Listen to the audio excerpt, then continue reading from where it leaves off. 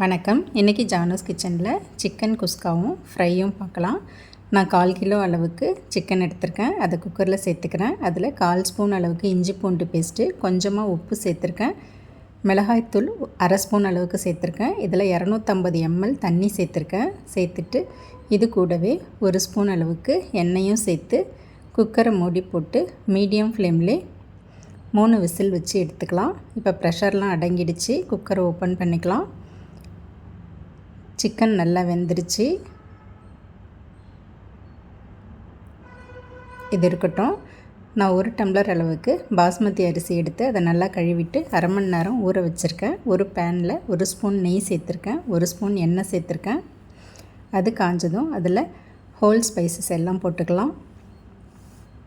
அதெல்லாம் கொஞ்சம் பொரிஞ்சு வந்ததும் ஒரு சின்ன சைஸ் வெங்காயத்தை நீல வாக்கில் கட் பண்ணி வச்சுருந்தேன். அதை சேர்த்துக்கிறேன். 2 பச்சை மிளகாய் கீரி போட்டுக்கிறேன். கொஞ்சம் புதினா, கொஞ்சம் கொத்தமல்லி தழை சேர்த்து ஒரு 2 நிமிஷத்துக்கு வதக்கி விட்டுக்கிறேன்.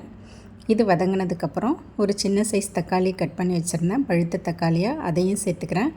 இஞ்சி பூண்டு பேஸ்ட்டு 1 ஸ்பூன் அளவுக்கு சேர்த்துருக்கேன். இதெல்லாம் இந்த பச்சை வாசனை போகிற அளவுக்கு ஒரு 2 நிமிஷம் வதக்கி விட்டுக்கலாம். இப்போ இதில் காரத்துக்காக கொஞ்சமாக மிளகாய்த்தூள் போட்டுக்கிறேன். கொஞ்சமாக சிக்கன் மசாலா போட்டிருக்கேன்.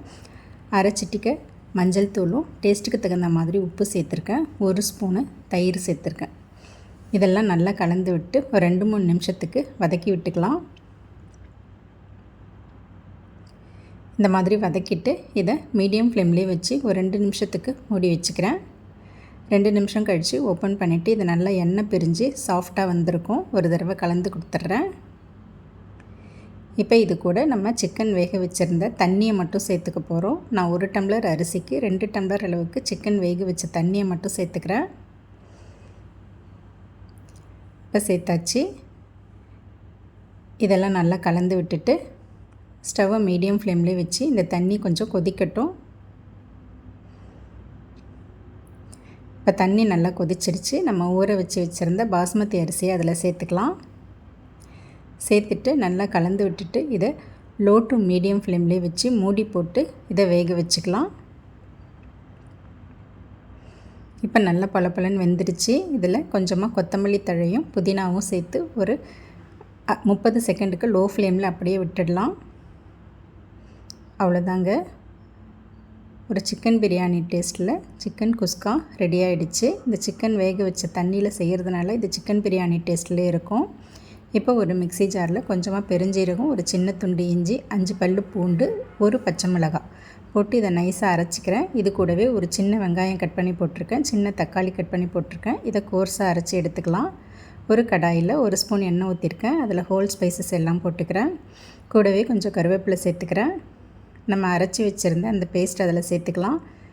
சேர்த்துட்டு அதை நல்லா பச்சை வாசனை போகிற அளவுக்கு வதக்கி விட்டுக்கலாம். இப்போ இது கூட கொஞ்சமாக மஞ்சள் தூள், டேஸ்ட்டுக்கு தகுந்த மாதிரி உப்பு, காரத்துக்காக குழம்பு மிளகாய்த்தூள் 3/4 ஸ்பூன் அளவுக்கு போட்டுக்கிறேன். இதெல்லாம் நல்லா கலந்து விட்டுக்கிட்டு இந்த மிளகாத்தூளோட பச்சை வாசனை போகிற அளவுக்கு நல்லா எண்ணெய் பிரிஞ்சு வர அளவுக்கு வதக்கி விட்டுக்கலாம். அது நல்லா வதங்கினதுக்கப்புறம் நம்ம வேக வச்சுருந்த சிக்கனையும் அதில் சேர்த்துக்கலாம். சேர்த்துட்டு நல்லா கலந்து விட்டுட்டு ஸ்டவ்வை மீடியம் ஃப்ளேம்லேயே வச்சு இதை ஒரு 5 நிமிஷத்துக்கு மூடி வச்சிடலாம். நமக்கு சிக்கன்லாம் ஏற்கனவே வெந்த சிக்கன் தான். மூடி வச்சுட்டு இந்த மாதிரி எண்ணெய் பிரிஞ்சு வர அளவுக்கு அதை நல்லா கிளறி கொடுத்துடலாம். அவ்வளோதாங்க. ஒரு சிக்கன் ஃப்ரையும் ரெடி ஆகிடுச்சு. கடைசியாக இதில் கொஞ்சமாக கொத்தமல்லி தழை சேர்த்துக்கிறேன். அவ்வளோதாங்க. ரொம்ப ஈஸியாக செஞ்சு முடிச்சிடலாம். நம்ம லஞ்ச் பாக்ஸுக்கெலாம் இதை கொடுத்து அனுப்பலாம். சிம்பிளாக முடிஞ்சிடும். Chicken kuska, chicken fry. Thanks for வாட்சிங்.